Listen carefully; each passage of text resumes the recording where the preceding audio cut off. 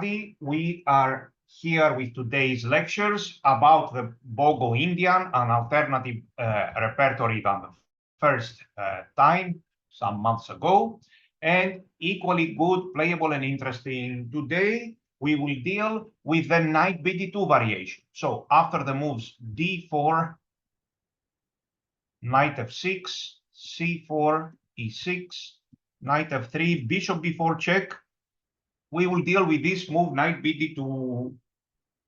After this move, black has several playable moves. For example, in the past, I have suggested the move b6, which is entirely playable and good. Another playable move is d6, which is similar to b6. Another system that has been trendy nowadays is this move, castle short. Hello to everybody. So castle short, usually they play a3, bishop goes back to e7, e4, and now there is theory with d6 or d5. This line, in fact, is very interesting for black, but it does not resemble at all a Bogo Indian. So I had a dilemma whether to suggest this line or the one that I chose in the end.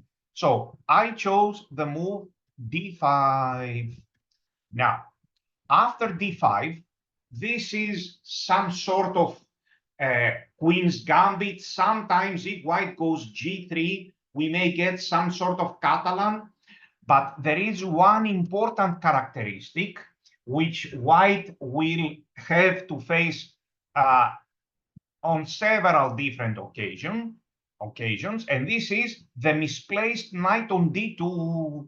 This knight on d2 on several occasions proves to be badly placed without putting pressure in the center. And white would have loved to put the knight here. So, however, after d5, the best move for white, and a typical move also in other openings, like, for example, in the Ragozin, is queen a4 check. So this move, queen a4 check, will be the part of the next lecture because it's mostly a theoretical move. The idea of this move, queen a4, is not to capture the bishop if we don't see it. The idea is to force the move knight c6, and so black cannot strike so easily in the center with c5. On the other hand, the queen loses time on a4 because soon it will need to go back, and black has counter chances. We will see a new, comparatively new and very fashionable gambit by black if white follows the super main lines. White will be a pawn up, but black would have very good attacking chances. And I believe that in most cases, white will not even go for it. So, but this is his choice. Now, d5, for the moment, we will deal and we will try to understand the positions and the strategies where white doesn't play this queen a4 check. He can play all sorts of moves, like, for example, e3, g3, a3, queen c2, all these moves. So he starts with a3. And we play bishop e7. On one hand, our bishop has lost a tempo to go to b4 first and later to e7. On the other hand, white has a misplaced knight on d2. If white could magically put his knight here in this position, then he would have a clear, small but very clear advantage. This would have been a queen's gambit with an extra useful move, a3, but the knight is on d2. So now, what is black's plan, first of all? Generally, we want to castle, and we want to play b6, bishop b7, and c5. Let's have a look. At the moment, I said these games are with this b4 move, but let's suppose that white plays this logical, simple move. So black castles, and all our strategy involves around the misplaced knight on d2. Here, no concrete theory is required once again. let's suppose, for example, that white plays this nice little move. He wants to castle, maybe then later continue with b3, bishop b2. So black's idea is b6. And for example, white castles, we play bishop b7, and let's say he goes b3, and we play c5. Now, there are several possibilities. Either white will get parallel hanging pawns in the center, or black will get parallel hanging pawns in the center. However, in both cases, black has some characteristic which is very much to his advantage. Let's see. If white, for example, decides to take here, yes, taking with the knight, for example, or even with the bishop also makes sense. The position is about equal here. Let's say here, knight bd7 with good play for black. Yes, but if we want to be more ambitious, we will capture with a pawn. And now, let's suppose that white takes here, and we take with the pawn. And he plays this. We can play knight c6 or knight bd7. Now, who remembers, who knows, who can tell why strategically black's position is very good?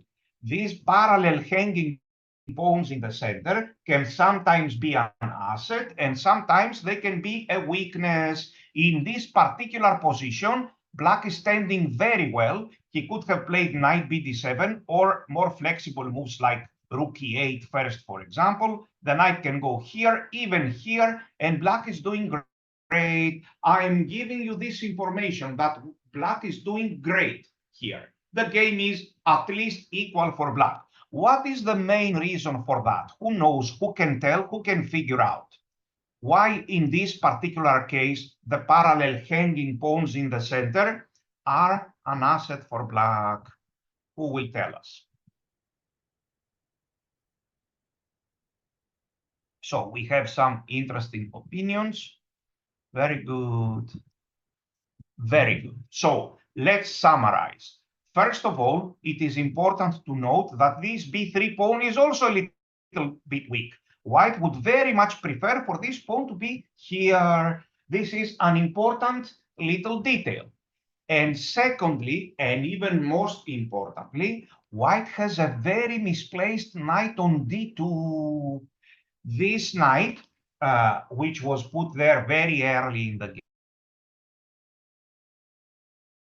game, this is the source of his problems. This knight is not really going anywhere, as we can see, and it does not attack any of the parallel hanging pawns. White would very much wish for this knight to be here, where it is attacking the pawn on d5, and at any moment, it can attack the pawn on c5. This knight on d2 stands well. I mean, for defensive purposes, it is controlling some squares. It has to be in the board anyway, but it is not attacking. So what is black's plan? Depending on the situations, black may start eventually targeting the white king, or he can follow up with such moves like queen b6, intending a5, a4, and of course we have all these squares to put our rooks in the center.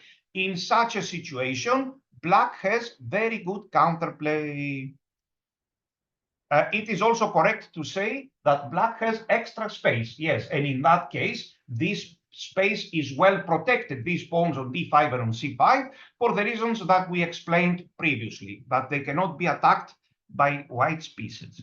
Very good. So this strategy, this simple little strategy, is the basis of our play. In some situations, I repeat, like this one that we got before, we will have parallel hanging pawns in the center. Here they are.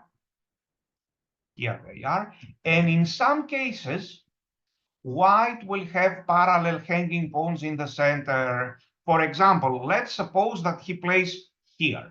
This position is almost symmetrical, but not entirely symmetrical. First of all, this white would rather have it here. And secondly, we haven't declared where we will develop our knight on from b8 yet. So in fact, we can take on d4. This time we will give him parallel hanging pawns in the center. The ambitious capture is this one. Yes, indeed. White can always capture with a knight. Probably I would have chosen this move, but then it is very equal, and I would base my play on my good endgame technique. But now after this move, or even after this move, the game is equal. But after e takes d4, now it is white who will have parallel hanging pawns in the center. So we can immediately take here. I believe white will definitely take with his pawn. This isolated pawn is a good version for black because this bishop is misplaced. There is no real attack for white. So white will definitely take on c4 with his pawn. However, and he will get parallel hanging pawns. However, there is no real need for now for black to take on c4, so we can wait for a couple of moves. So how should black continue here? Who will suggest a move? This is not Bogo Indian anymore. This is knowledge of typical positions. So who will suggest a good move for black and a bad move for black?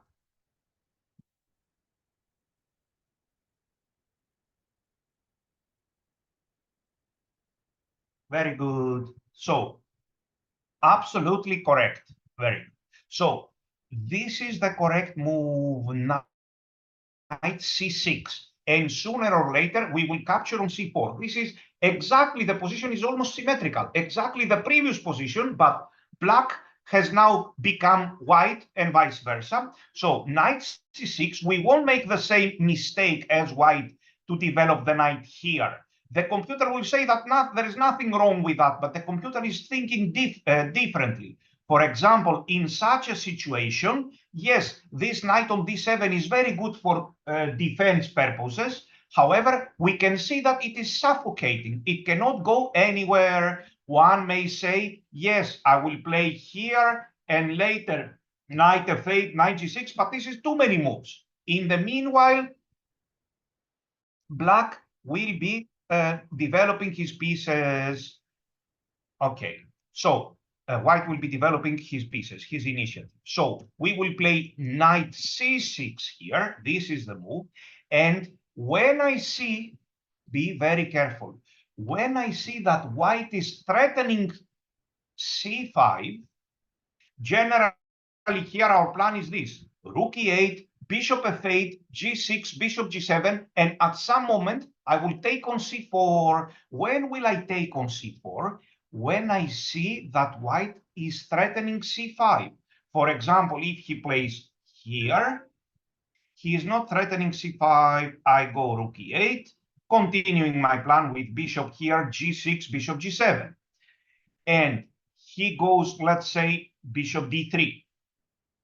I go bishop f8, queen e2, g6, and for example, here, bishop g7, black stands better in this position because white doesn't have any attack against our king. When we have this fianchetto, it is very difficult for white to attack. And soon we will capture here. Actually, it would have been even safer to capture here immediately.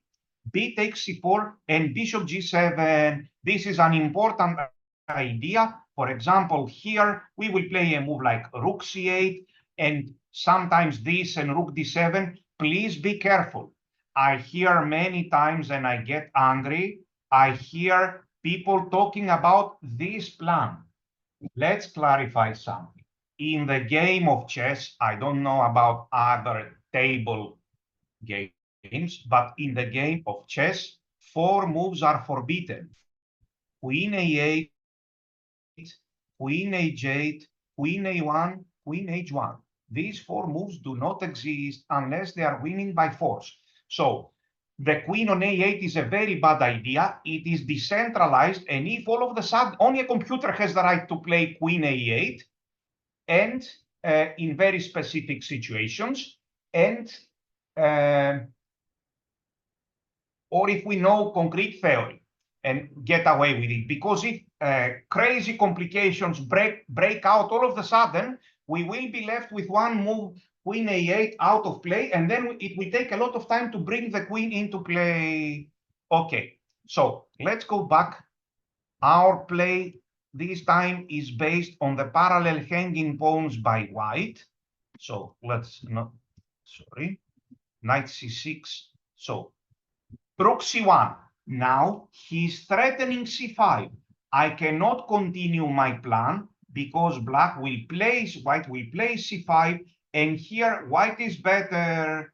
For example, b4, threatening b5, no thanks. So the second I see this move, rook c1, what will we play here, please? When I see this move, we will definitely capture, very good, this is the move. We will capture on c4. Now, I continue with my plan, rook e8, bishop f8, g6, bishop g7, and this move now obviously makes absolutely no sense. Very good. So white will continue with something like this. We go bishop f8, for example, here, g6. I calculated this move. I have never seen this move being good in such situations, and indeed it's not good here. Check, check, I don't see any real compensation. So I calculate this d5, and if I manage to pass this move bishop g7, black is standing perfectly, very good. So this is an important plan after knight bd2 and d5. That's why white must play queen a4 check to force us to play knight c6 and make things more difficult for us. Let's see other plans and typical ideas by white. So white in this high-level game between Fedoseev and Esipenko played a3, bishop e7, and white played b4. This is in fact a bad move. It appears to be good because now it's difficult for black to play c5. However, white is also underdeveloped and he's facing problems. The typical reaction is this, a5. Threatening to win a pawn, he goes here and c5. Remember this reaction. So when he does this a3, b4 very quickly, we play here b5 and c5. This is very typical in several other openings. In this game, white took en passant. And now both moves, as we will see, make a lot of sense. Knight takes c6 makes a lot of sense. And b takes c6 makes a lot of sense. In both cases, it is white who needs to be very careful because he's about to be worse. Let's check this move first. Knight takes c6. It appears as if white is doing very well after e3. This is a weak pawn, but things are very different. We castle. He develops, for example, his pieces. And look at this amazing idea. Black plays a4. This is the basis of our play. a4 and knight a5. In fact, here, black is at least equal. We can see this knight on d2 feeling very suppressed. Let's see what is happening after a5. Our plan is after a4. Our plan is knight a5, sometimes even queen a5. Let's check what is happening. For example, white develops here, and now we take on c4 in this particular position. Black is better immediately. For example, after knight takes, we play b5. The computer in such situations very much likes our majority on the queen side. For example, he goes here, we give this check, and we take here, and black is better after knight d7, for example. Very soon, at a good moment, black will push this pawn and acquire a dangerous passed pawn. Let's suppose that after b5, he goes here. Once again, black is doing great. Black has very good play, because look what is happening. Due to the bad placement of this knight, even if white plays it is black to move, but even if white plays here, which he will, there is no real threat. You see? He plays here, there is no d5 and there is no e5. That's his problem. He plays here and he doesn't have a clear plan. Why is this happening to white? What did he do wrong? Once again, it's because of his bad knight on d2. If I put this knight on c3, then both moves e5 for white and d5 for white would make more sense. So here black has a great game. He can possibly play this move b4 with very good counterplay. So let's go back once again. After an early b4, we strike with a5, b5, and c5. He takes en passant. What if he doesn't take? We will see in another game. And knight takes c6 is very good, but even this move is also very good. Now, our bishop has acquired this nice square, and we are even faster in development. Queen c2 was played, and black castles. This is an illusion.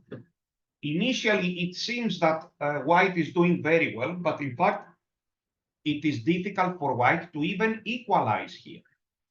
Black wants to develop his pieces like this, knight bd7, of course, c5.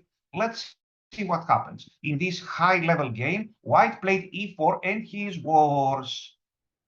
Look at this wonderful idea. White takes here. He played knight bd7, which is a good move. This is not a weakness. Soon it will go here. Knight bd7 is a good move, and if white plays carefully, he can equalize. However, look at this typical idea, which appears several times in this opening because we are discussing typical ideas of this line. I know this is very different than usual Bogo Indian play, but we have seen so far, this shows this is not a bad thing. This shows how rich is this variation. And it also shows that white needs to know several things as well. Look, what an amazing idea. We take here. We play the most horrible move in the world, f5, but this move is played with tempo, and soon all these weaknesses will be covered with interest. Look here. Of course, we won't just play random chess. If white develops his pieces just like that, we can resign. But black is way ahead in development, and he plays c5. Everything makes total sense now. We want to take on d4. We want to play knight c6. So white takes here, and look, we don't even deal with this pawn. We just play bishop b7. White is not well developed to blockade our pawn, pawns. Look what is happening now. Bishop e4. It is clear that white is pushed aside. We take here. Black has a clear advantage. For example, here and knight c6. A few moves before, this was not obvious at all. However, a bad move like f5, strategically bad, can be good if it is played with tempo. And additionally, white is 2 moves away from castle. So black will, of course, take advantage of this fact and strike in the center. And now all the complications will tend to favor black. So here, black is better. Let's go back once again. We are in the d5 session with typical ideas. Queen a4 is by far the best move for white, but you will see that many players will not play this move because they are not aware of the strategies behind this move. So a3 is very possible to be played, bishop here. b4, we strike, and c5, and bc6. So queen c2 was played, castles, and e4. The best was to exchange everything and play f5. But even this is acceptable. And knight bd7. So if white plays carefully now, he can equalize. For example, if he plays here, we play c5. Black has a great game. Look, I calculate here, b takes c5 by white, knight takes c5 by black, knight takes f6 check, bishop takes f6, oh, and h7 drops. And I stop calculating. No, of course not. I should see that only one pawn is missing for black, and we have very active pieces, and the rook is hanging on a1. All these are clear indications that I should keep on calculating. Very good. We will answer all of the questions. Be patient. So c5, d takes c5. Black again is doing great after knight takes c5. For example, here, bishop takes, and if he takes here, everything is hanging now. We are threatening g6. We are threatening the rook. Black will win. Very good. Okay, so the first impression is that white is doing very well, but in fact, he needs to be very careful. So knight bd7, although this was even better, knight bd7, and white played c5. White has the feeling that he stands very well and he is playing for win with good chances. However, he's forgetting one thing. His king is still in the center. He is underdeveloped. White would indeed be better, much better, if this was here and he had castled already, of course. But look, these are two moves. We do not intend to give them for free. In fact, black strikes with e5. This makes a lot of sense strategically and tactically. White needs to be very careful. He played here because if he takes here, we will take on e4. We will take on c5. Of course, in such dynamic positions, weaknesses like the c6 pawn do not play any role in the game. We are willing to even sacrifice this pawn. We don't care at all. We will be happy if he captures it. So here, and we want to attack. For example, let's suppose that he goes here. There is no doubt that black is better in this position. However, we need to find ways to keep our initiative. So let's think, please, what should black play here? This is not a question about the Bogo Indian, of course. This is a question about chess understanding. Let's see. How should black continue? Who has an idea what we must play? I see several interesting moves.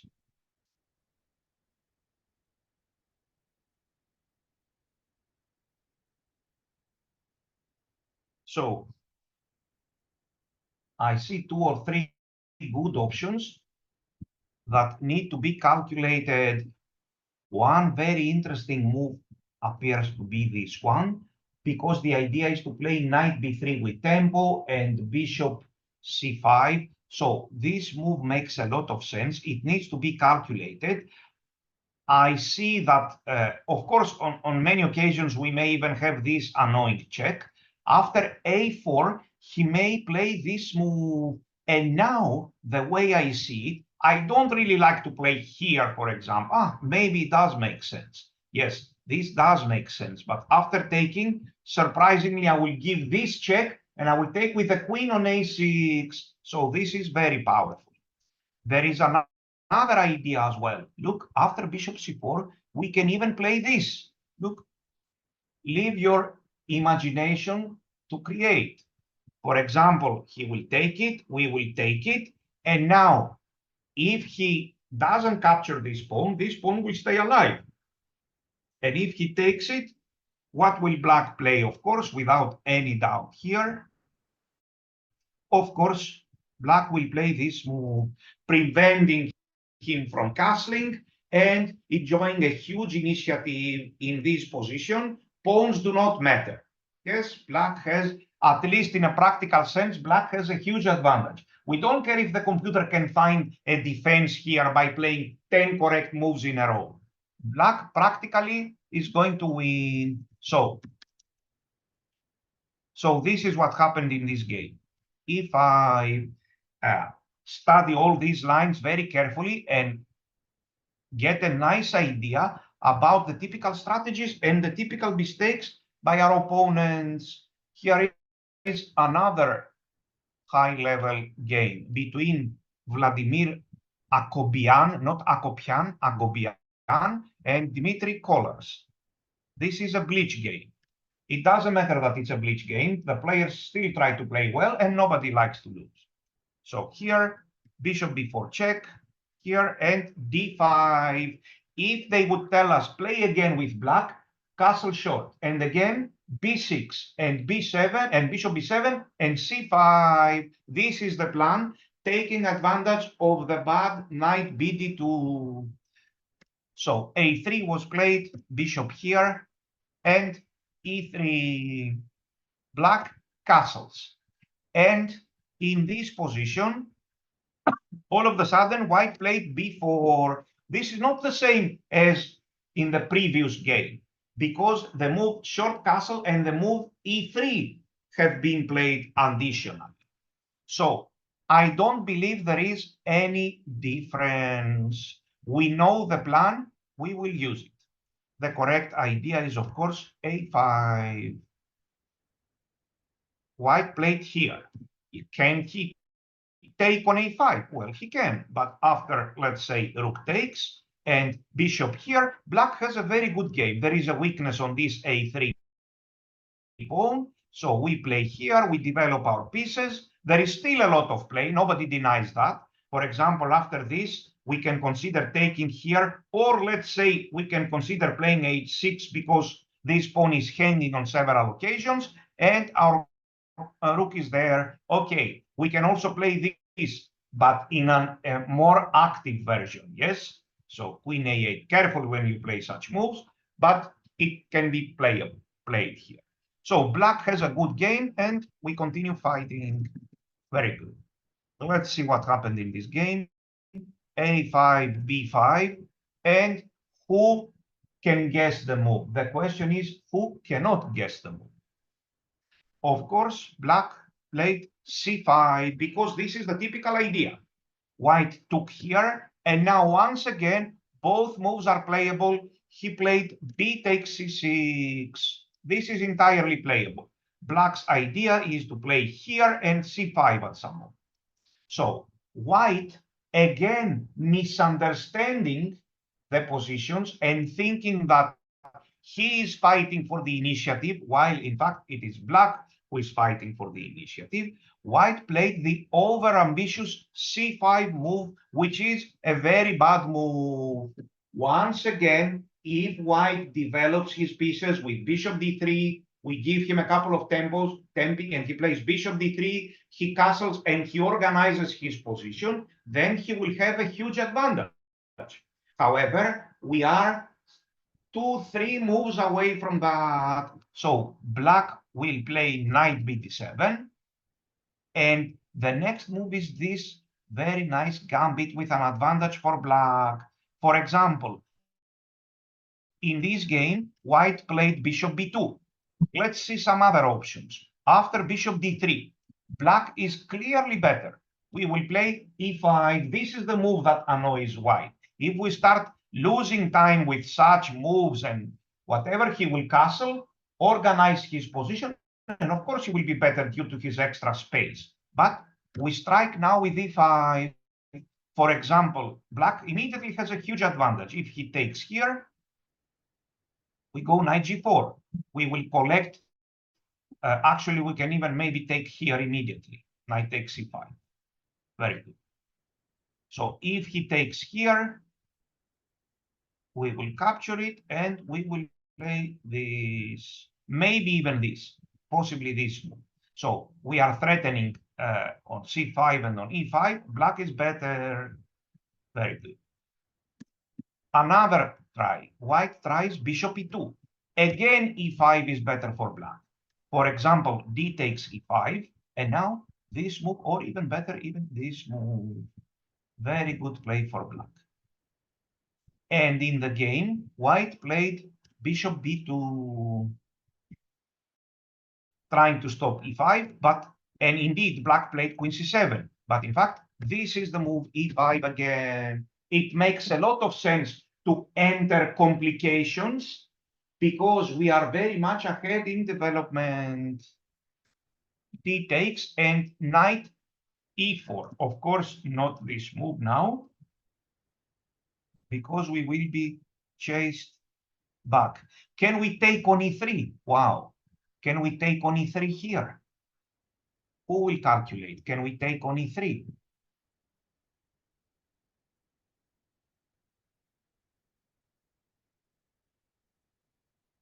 What is happening here? With the computers closed, of course, let's try to calculate knight takes E3 for a while, because it does make a lot of sense.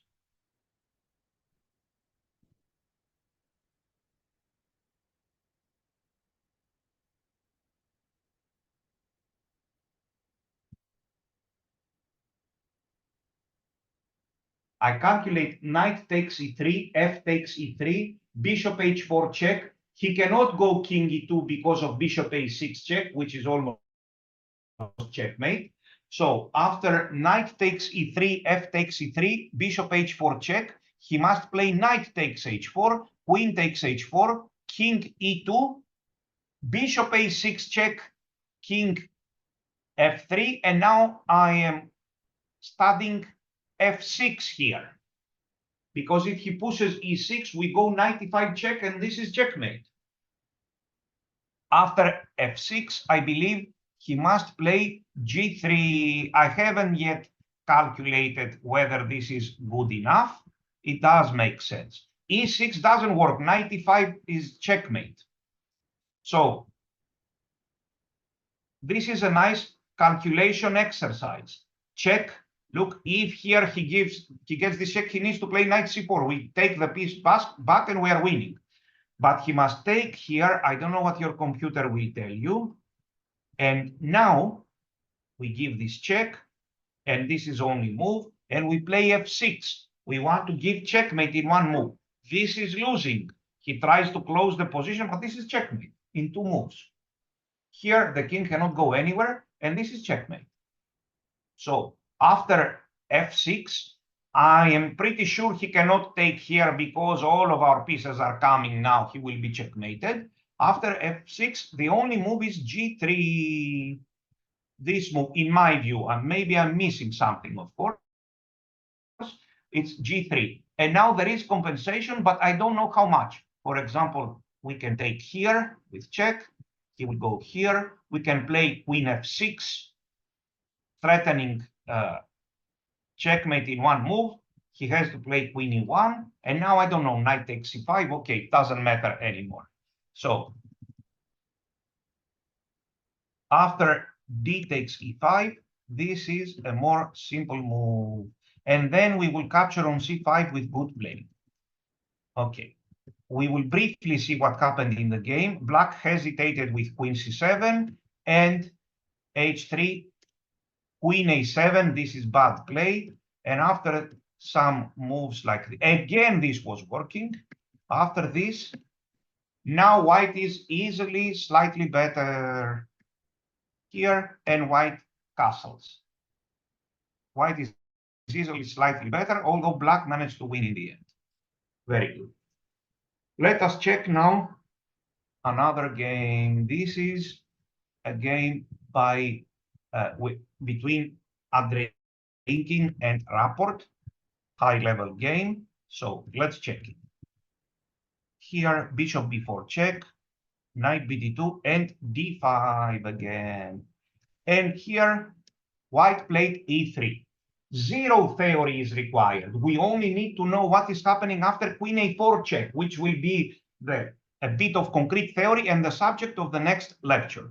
For the moment, we are studying all sorts of ideas with e3 or a3 first, g3, all these quiet moves. So black castles, of course, and white played a3. After every of white moves, for example, after this move, or this move, or this move, or any other move, black will play b6 with good play. After this move, we will play b6. To be honest, even this move makes a lot of sense.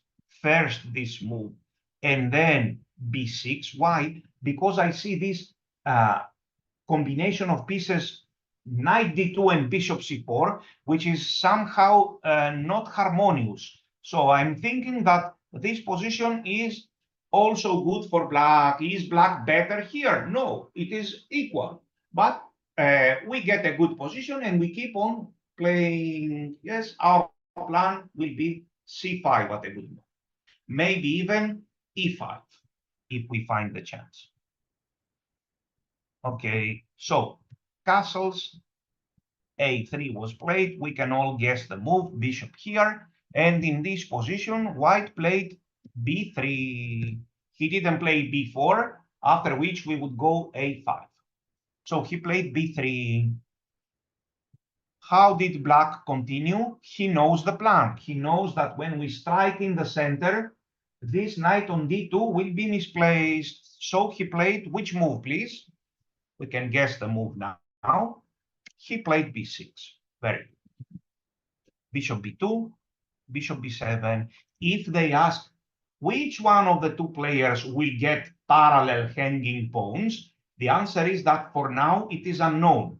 It can be black, it can be white, or it can be neither of them.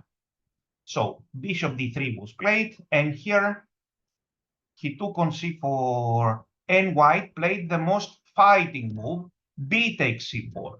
After b takes c4, white has more chances to win and more chances to lose. This is more of an equality. Knight takes here, for example, knight bd7, and if he castles, we play c5 with very good play for black. Actually, this knight on c4 is a bit misplaced here. For example, after this, I see such a move, followed by knight c5, and it seems that black has a good game. Okay. But b takes c4 is a lot more fun for black. He played c5, and after castling, Rapport in this rapid game committed a mistake. What should he play and what did he play? What do you think? He should take on d4. He can do that at any moment. Yes. So he should have played knight c6 or cd4 first and knight c6. Instead, he played here. This is playable, but a bit weak, because after an eventual c5 takes d4, e3 takes d4, the knight on d7 is a bit misplaced.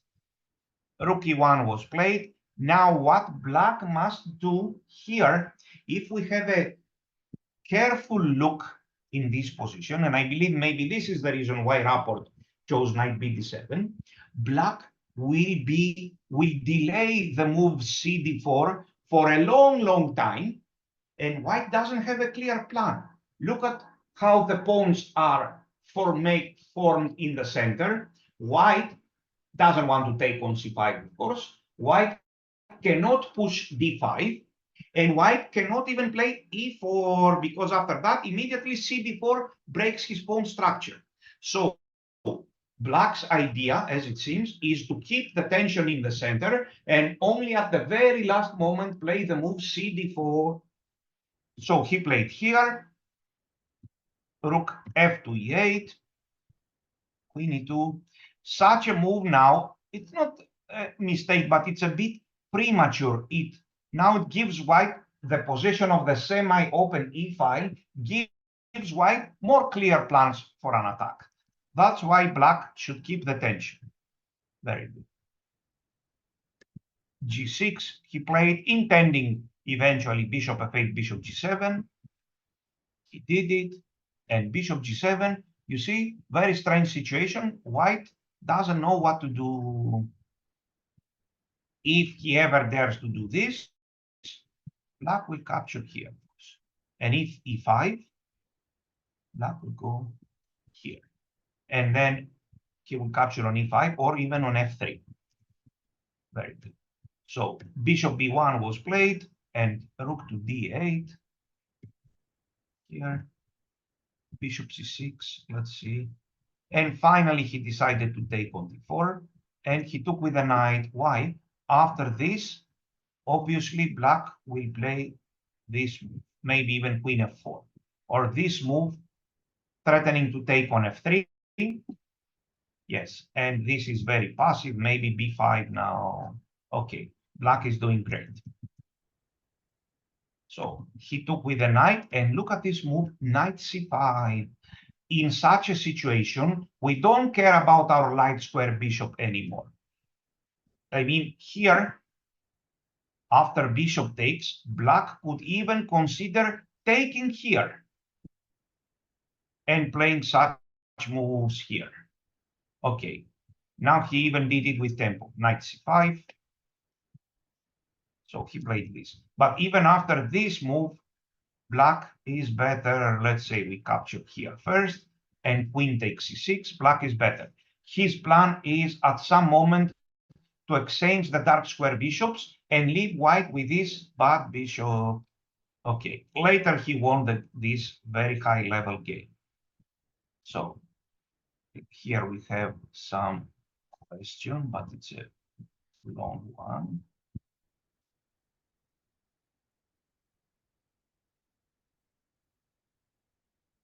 So we have already answered this question. We can get parallel hanging pawns, or our opponent can get. In both cases, we are doing well. So just a second, let's check this game now. So d4, knight f6. We are again talking about parallel hanging pawn, which is very, very relevant strategy in this variation with knight bd2 and d5. We will face it a lot. So a3 bishop here, and e3 again, black castles, b3, b6. Let's see here, bishop b7, nice and simple play.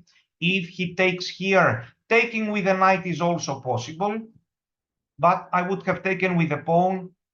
And after this, in fact, we can play c5. We can also continue with this strategy here, rook e8 and knight bd7. This is also an acceptable strategy. Here, controlling all the squares, and we are ready to play knight e4. First, we stop this knight e5 move, and then we jump knight e4 or queen e7 first, with good play for black.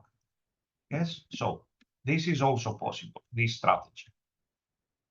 Let's see what happens. c5, he castles, c takes d4, and again, parallel hanging pawns, rook e8, perfect by Jordan Van Forest with a rating of close to 2700. Perfect so far, later he went wrong.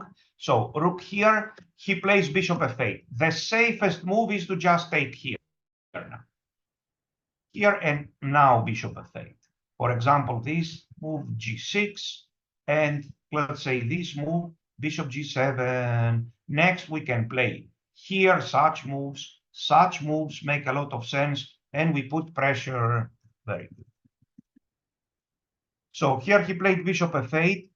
Indeed, this is not so dangerous for the moment because we take and we play e5. Again, he will play here. Things are not so clear. It would have been better for black to avoid this situation, this continuation, by just taking on c4. Anyway, he played here, rook f2 e1. I believe that now he should take on c4. Rook c8 was played, h3, and now he played a bad move. He played g6. g6 is the right idea, but a bad move. He should have taken here first, and once again play this typical parallel hanging pawns like this, g6, bishop g7. Black will feel well, better and better if we start exchanging some pieces. For example, after this, we may consider this move, or even knight e7, this move. And after this, we can go here, intending to capture this knight on e5 at some moment. And we are doing well. Very good.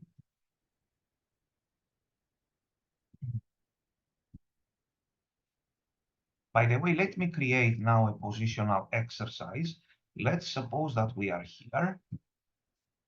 I play this not so good move, it doesn't matter. And he goes here. So here is the exercise. How should black continue in this position?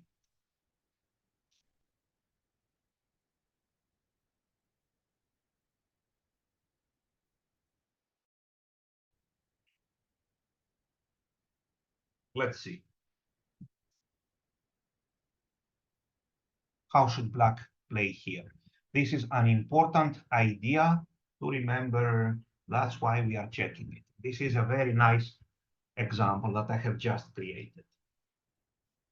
It seems that white is enjoying a nice initiative, but things are very different.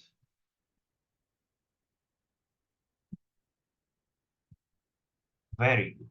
So we won't tolerate such pressure if we can just remove it.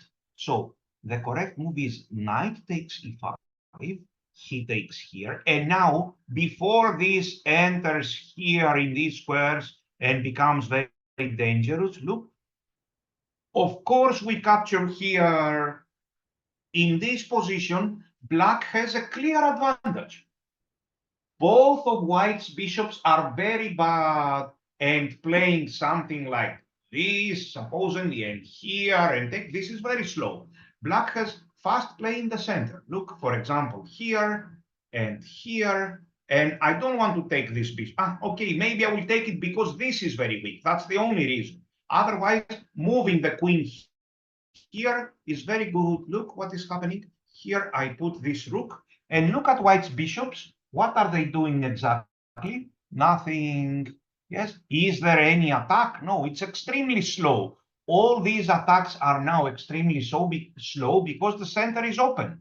The center is open. And so some exchanges will follow, and all these h4, h5 are irrelevant. Black is clearly playing for a win here. So remember, the remarkable move is bishop takes e4. Instead of taking here, we can even start with this move. The important move is to eliminate this knight. Very good. And black stands perfectly. Okay. Let's check what happened in this game. So after h3, he played here, which is too much. And now white is better. And this move is simply bad. Black is now lost after b5. Of course, later he managed to complicate things and win the game with black. Very good. But we are here in order to learn and benefit from these games by learning the mistakes of both sides. Now, let's check another situation. Here we are. This is a game by Tigran Petrosyan, but not the world champion, the current grandmaster from Armenia. So let's see. Check. Here, d5, e3, castles. We have examined already several move orders. Then we will see ideas with g3. Again, black is standing very well. And again, the plan is exactly the same. So he played a3. If he plays bishop d3, we will choose between b6, between dc4, forcing this move, and b6, which is also very good.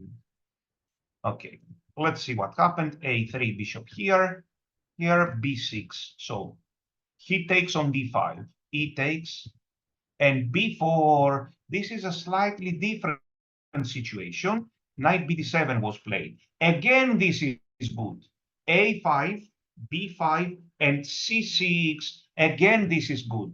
It gives the impression that we will have a weak pawn on b6, but we have very good counterplay. In fact, we take here, he takes it, and we play, for example, such a move, bishop a6 or bishop d7.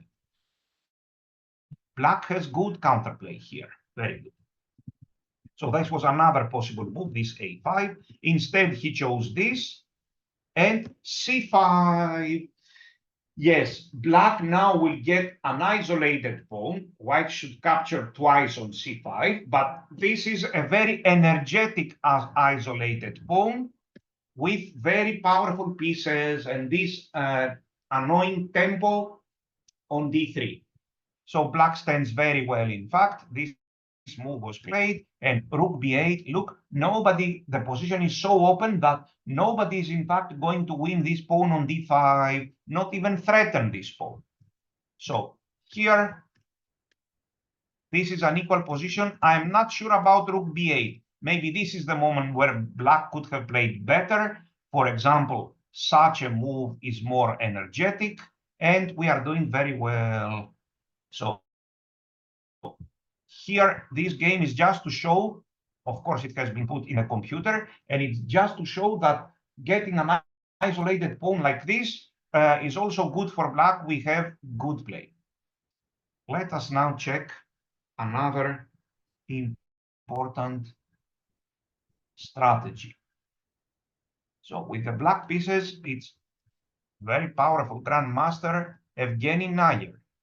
So check and d5, a3 here, e3, castles, b4. He plays a5, the correct reaction, and he plays c5. This time, though, we know what is happening after b takes c6. We can take both with the pawn and with the knight. After this move, this is quite good, intending to play here and c5. And this is quite good, intending to play a4 on the next move and possibly even dc4. Very good. But white didn't take it. He played here. In that case, black gets good energetic play in the center. So he played here. Now, it is not certain anymore how we will capture if white takes here. Both moves make sense. This move makes sense.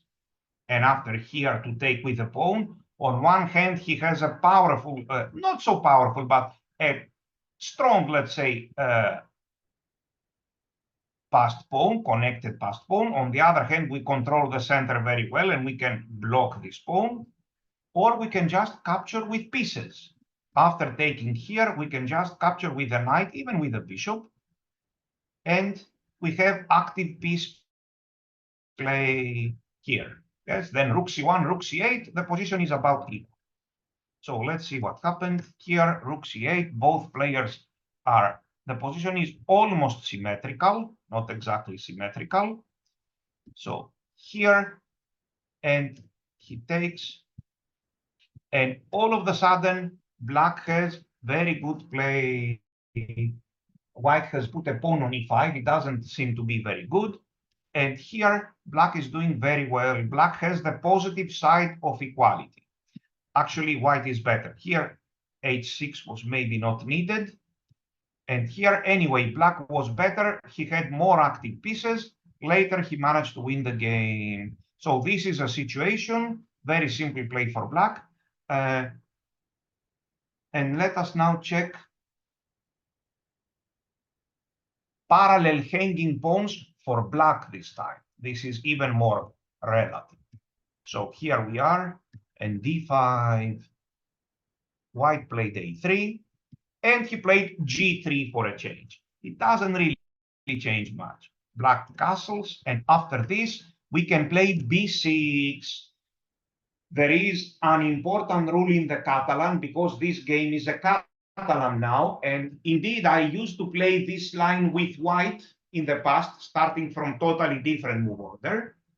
There is a rule which says when black plays d5, b6, bishop b7, this knight is very misplaced here. This knight should definitely be on c3. And this thing keeps the balance for black. The misplaced knight on d2. He takes here, e d5.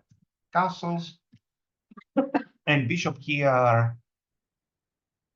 White played b3. And now black has two ideas. He can go for c5 once again. We have seen these parallel hanging pawns with this misplaced knight on d2 in some versions of the Queen's Gambit in the past, or we can go for control of the central squares e5 and e4. How can we do that? By playing rook e8 and bishop d6, and black needs one more move, knight bd7, to control the center. White played here, which is kind of irrelevant. Let's suppose he plays something like this. We go knight bd7, and we control the center. A more typical situation is with a knight here, where we will also add the move a6, and black is doing very well. For example, here, moves like queen e7, this knight will come here with good play for black. Let me give an example. Actually, here, let's suppose he takes it, he goes here, and now we will follow our beloved dark square, light square strategy. Here it is. For example, if he takes here, this is one sort of light square strategy. White is left with a bad bishop on b2, and we will start playing on the light squares. For example, with such moves.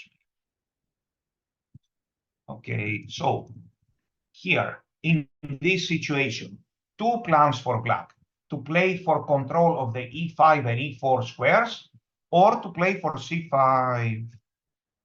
He started with this move, and here, and indeed, knight bd7. Let me remind you, although this is a different story, that here, knight f5, yes, this move is also good, but let's say playing a random move, even this position and taking with a pawn is acceptable for black, even this position. However, this is quite more very simple here, and after knight f5, black will simply go bishop f8 with very good play. This knight is misplaced on f5, and at any moment we can play g6. So white tried this typical idea, but it's not particularly threatening. He played here, knight e4. Black has good play. This situation is about who has the most active pieces. So he played here, yes, a4. Black took the initiative and won a great game. This is a game that we must study, you must study very carefully. After we explain the strategy, we leave this game. Let us check another game now in the same spirit, where black gets the parallel hanging pawns. So here we are. Let me remind you that this check, which is the best move and will be examined in the next lecture, this is by far the best move, and now the play is totally different. So here a3 was played, bishop here, and g3 again. We castle, bishop here, and b6. So he castles, bishop b7. If he takes here, can I take with the bishop now? I would rather take with a pawn. If we take with a bishop, he will play this, for example, followed by e4. I don't really like it. We must take with a pawn. Very good. So b3 was played, knight bd7, and bishop b2. You see now that white has not played cd5, ed5. We cannot follow the second plan, which was control of the squares e5 and e4. If white had taken here and played bishop b2, now we can play for this plan. We can play, for example, bishop d6 or rook e8 first here. Yes, white can do this before we play bishop d6. White can do this, but after bishop d6, we still have good play. How about this move? Well, this is too much. Pawns do not move backwards. There is no attack for white. We can also jump knight e4, and I think black is better now. We want to play such moves, knight f6. I think black is better now. So let's see what happens. Rook e8, knight e5. Let's see what happened in the game. Bishop b2. Now we cannot play rook e8 and bishop d6, hoping for white to take on d5. We must change our plan. So black played c5. And e3, no, I don't really like this move. Here, we can take on c4. This is a clever move, dc4. White must probably take with the knight. After taking with the pawn, we will follow the strategy. Yes, our knight on d7 is now slightly misplaced, but we will follow the strategy that we saw in the first game by Rapport. Who remembers the strategy? We will delay taking on d4, and white will be left without a plan. For example, rook c8, rook e8, bishop f8, queen c7, g6, and white is running out of moves here, or maybe even h6. Black is better. White doesn't know what to play. This is not good. This is not good. And whenever he does this, before he plays such moves, just take. Very good. Okay, let's see what happened. d3. So dc4 is quite good. White will have to capture with his knight here. And again, black has very good play. Black played rook c8 here and rook c7. Okay, and finally white decided to take. And we got to this position. Indeed, this is a position that is good for black. I would say more or less equal. He played here, queen a8, my favorite move not to play. Before, if black doesn't do, white doesn't do anything, at some moment we will take here. Yes. Here, if he waits, then at some moment we will try to play c4. We will threaten to play c4 here, and so white will have to capture on c5. So, okay, black finally was better in this game, and later he won the game. Save, yes. Okay, that was another interesting game. We are in time to study now. This last game, I have some more games of the parallel hanging pawns, but let's not see them all. So d5, again, parallel hanging pawns for black this time. So here, castles and b6. He castled. If he plays here, once again, we will see this move. And after that, in fact, instead of c5, I like even better this move, c6. And maybe we will take on c4 and we will take on b5. Okay. Or here and later c6. Black has good game. Let's see what happened. Castles, bishop here. Queen c2, knight bd7. Rook d1. Okay. White is playing logical moves by his mind. We are on move number 10 and already long way away from theory. So c5 for black. Wherever white captures, we will capture with pawns, as it seems. Yes. Here and b takes. I think this rook is misplaced on d1, and black is already at least equal. White played b3, and I like this move a5. Black is already slightly better. If I put this pawn here and this knight here, things are very different. But it will take 2 tempi for white to put it here, and in the meanwhile, black will strike somewhere. So a5, bishop b2, and very nice move a4 with a small but clear advantage for white. An advantage can be small but clear at the same time. Yes, beyond any doubt, but not a winning advantage, a small advantage. Okay, they played here some tactics. And yes, later, black already has a very good game. Later, he managed to win. Very good. So far, we have seen three important strategy. The most important, just a second. Let me choose another game now. So far we have seen important strategies. Okay, D5, our move is D5 here, not castles. But anyway, let's suppose we played D5 first, and we reach this position, Queen C2, and we castle. So we have seen strategies with A3, B4 very fast. We have seen parallel hanging pawns for white and parallel hanging pawns for black. Now we will see something different.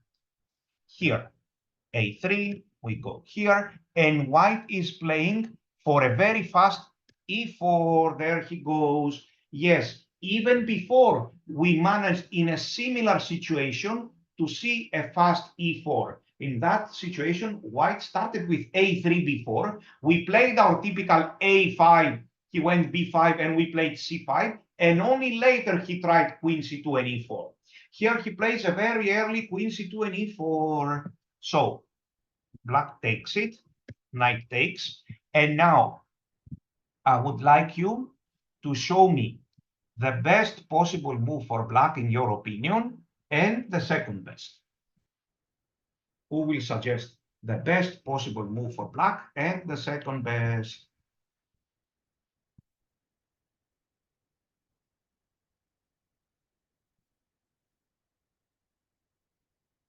Let's see.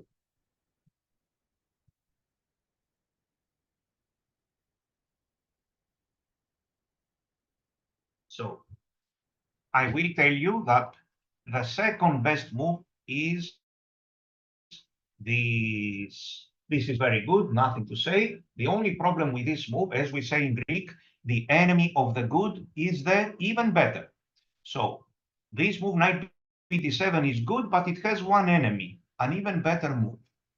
So who remembers this strange idea that we saw again after a very early e4? This idea would definitely not exist at all if white was better developed. Look at this idea. Black took on e4. He knew very well what he is doing with a rating of 23-35. Black, Blomberger, Felix. So here, and he played f5. This move, this plan is working only because white is underdeveloped. He played queen d3. If he plays queen c2, look at this very nice idea now. Black will play c5. And after dc5, in fact, this was a gambit. Look at this wonderful idea. Bishop f6. Black's plan is to play e5 and e4 with very good compensation. White is not even in time to play this move because his rook is hanging. For example, after this move, e5, look, total change of strategy with a huge advantage for black. For example, after this, we go e4, and after this, we go knight c6. Look how easy is our play. And after this, a move is shouting to be played, as they say. How should black continue here? Let's see, how should black continue? Of course, black will play a5, threatening a4. And if white goes a4, then there is knight b4. He is destroyed within a few moves. Let's go back once again to see this very nice idea. So after taking, we take on e4, we play f5. We are very responsible and very much aware of the weaknesses that we are causing to ourselves. So we are about to play very actively and break his center with c5. So after this, c5 is the move. Very good. If here we will play f4, and then we will capture a pawn. He takes it, bishop f6, intending e5. According to the computer, Yes, if here again black is much better. According to the computer, bishop d3 is the best move, stopping e5 for now. And then we play knight a6. And after this, we play queen a5 check. White cannot play queen d2 because he will lose his b2 pawn after the queen exchange. And so black is doing very well after queen a5 check. Very good. So f5 in this game, instead of queen c2, white played queen d3. If white is given time to stabilize, we will be much worse. But c5 was played. And now look at this. D takes c5. How did black continue here? Our plan is not to give one pawn and then take it back. Our plan is to play for compensation. So look, our plan is to play e5 at some moment. This is our plan. This is why we play the whole idea with f5 and c5, right? So queen c7, intending soon to play e5. White played b4. For the moment, this is not working because of check. But black played bishop f6 first, threatening the rook. And finally, e5, very nice idea. We sacrifice a pawn, but he is lost. Here, we play e4. The fun part begins now. White goes here. Look, black has an extra pawn in the center, and yet he is a pawn down. This means that white should have two extra pawns, two passed pawns, if I may say, or potential passed pawns somewhere else in the board. Indeed, if we have a look at the queen side, white has 4 against 2. But one may ask, where exactly are the 4, or the 2, or even the 1 passed pawn for white? Where is it exactly? Nowhere to be found for a long time, which means that black has a lead in development and an extra pawn in the center practically for nothing. This is how we evaluate such positions, together with calculating, of course. This is how we evaluate them. You see, white has an extra pawn, but pawns are not counted in kilos. They are counted in passed pawns. So f4 was played. Of course, black can play other moves like knight c6 here. Look, black has all this attack, and here a knight c6. And what can white show for all this? 1 passed pawn, 0 passed pawns on the queen side. So here, and he played e3. All these things are very easy now with a lead in development, such a lead in development. Rook b3, and he sacrificed. He played this. This is a basic idea. If queen f5, bishop c3. And so white is caught in the center, and this is a completely lost position. We should not count pawns because we see that he cannot even create passed pawns. So here, and it does take some precision, but it wasn't so difficult after all. Save. So this is an amazing game about the dangers of an early queen c2 and e4. Let's check another game in the same style. So we are here and we are talking about an early queen c2 and e4. You can get it in several versions.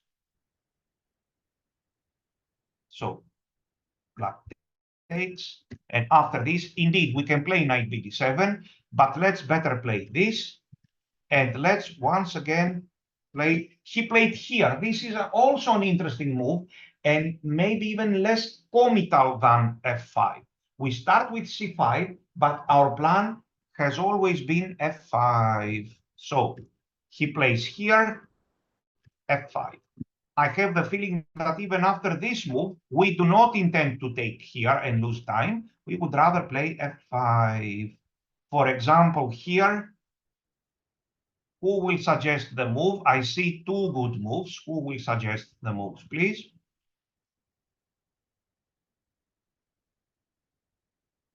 Who will suggest the moves? So the moves are bishop f6, intending e5, and even queen c7, again intending e5, with very good compensation, really very good compensation. White cannot control the pawns, and we are even, after doing all these things, we are even threatening to win the pawn on c7. I mean, in a sense, he's obliged to play d4. Okay, so here black started with c5 and only now played f5, and then c d4, queen takes d4. So this move was winning by force. Already on move 12, black could win by force. It's something like -2. For example, here, we don't mind the double pawns. Look, here, g takes, and then e4 will come soon, and knight d4. This bishop has a very nice, comfortable square here. Our king can go to the center with an easy win for black. That was the game. You see, this queen c2 and e4 is a very risky plan. If white plays it, he needs to play exactly like a computer after that. And let's check now something else. So, a completely wrong strategy by white, completely wrong strategy, is this one, cd5 and ed5. As we will see, in this position, white will be immediately worse unless he plays this, again, this very rare move, after which we will sacrifice a pawn with very, very good compensation. After this, again, white is threatened with a terrible attack, strong attack. So here, he needs to give this check. If he plays any other move, like, for example, this, we play bishop d6. Now there will be no b6, bishop b7. This bishop will be developed on this diagonal. And black is much better here, not slightly better, much better, because this is totally misplaced. And because we have an attack, he played here. How should black continue after knight b1? How should black continue? Who will tell us? How should black continue? Only white can afford to play a3 and knight d2 and knight b1. Black can also afford to play such a move. And indeed, in this very rare situation, which is a reversed Caro-Kann, in fact, a reverse Caro-Kann exchange, black must play this powerful move. This is 2 exclamation marks, stopping bishop g5. White played here, and this is very classical advantage c6 and bishop f5 and knight bd7. This is a big advantage for black because black has 2 much better bishops than white. White played here, and now bishop f8 indeed is playable, and it is a good advantage for black. But as we already know, this move is also an advantage for black. For example, here, and the knight goes to d6, big advantage for black here. There is no minority attack for white. This g takes f4 is a hook. At some moment, we will strike with g5. So, very wrong strategy already, starting from move 5. So, bishop d6, h6 here. This is logic. This is not memorizing. This is the logic behind the moves. Yes. Now it is very easy to play all these moves and bishop f5 and knight bd7, right? So he played bishop f8, also not bad. And here, that's the problem. When white tries a minority attack with a bishop not in this diagonal but here, then he also has to reckon with these ideas. So they played here knight e4, and black is better in all these cases. He played a5. Okay. And later he won the game. Save. Yes. Okay. Let's check another game in this bad cd5, ed5 move. And here we go, knight f6. Here, white has a rating of 22-10. He's a high-level player. And yet, he played this bad move. E takes d5, typical strategies, typical mistakes. e3. Castles, and this is a better position for black. Rook e8, our knight bd7, our bishop will go back to d6, like this. Black is better. After this, I like black's move, who is better anyway. I like queen e7 stopping in e4, and if necessary, if white goes here, how to continue, please, and give black a clear advantage. Who will suggest the easy move for black? Something has gone really wrong with white's position. So who will suggest? Without any doubt, black will play which move, please? Of course, black will play this move, knight here. Then look, he goes b3. And now I'm thinking to play knight d to f6. But then I see that he will go bishop b2 with idea to play knight e5. I abandon the e5 square. I want to keep both the e4 and the e5 square under control. So in this position, what will I, but I also want to move this knight to develop this bishop. If this bishop was here, this is a reversed London. I don't need to move the knight from d7. But here, if I don't move it, this bishop cannot go out. So look at the right idea. The right idea is knight f8. This is the right idea. Look, if I go here, again, of course, we have a very good position, but at least now he will jump knight e5. So let's better play knight f8. And after this, I will be very happy to execute which move, please? I will be very happy to execute the move knight g6, controlling both e4 and e5 squares. For example, here I stabilize with c6, and this is a strategically losing position for white. I will play bishop f5 with a powerful attack. So you see, within a few moves, if white doesn't know what he's doing, if white doesn't know the typical ideas, he may find himself much worse. So still, this has been played several times. That's why we are studying it. So here, b3 was played, knight e4.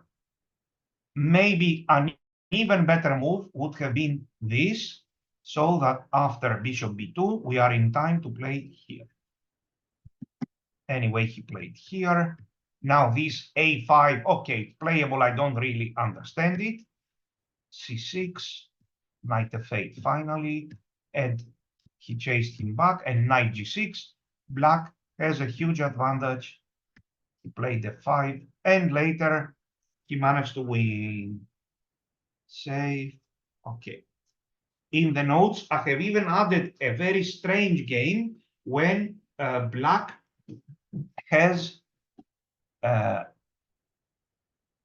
he even managed to play a light square strategy out of nowhere. You see this light square strategy, we are learning it. We are learning the typical ideas in order to use it at any moment. We don't even know where and when. Let's see what happened. Knight bd7. Black is playing for control of the e5 and e4 squares. Here he played this, and he allowed white to capture. It does make sense. And he played knight e4. Yes, black stands perfectly here. And after this, he got what he wanted, bishop e5. Look, out of nowhere, blocking everything. Rook a to d8, and queen went there. Of course, we don't want to exchange queens. Knight f6, and c6 stabilizing everything. And this is the definition of a light square strategy. White would very much like to be able to play this and capture this knight. Get rid of this irrelevant bishop and capture this knight, which is fighting on the light squares. So black here has a big advantage.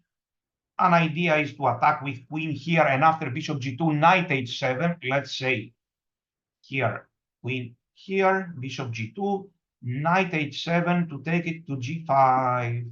Very good. So We will stop for now our analysis around this point. We have seen several of the typical ideas which you are going to face very often in this knight BD2 variation. And then after half an hour, we will start studying the main line for white and the only way to cause problems. I hope you liked it and learned several things. Bye for now. I will see you in half an hour.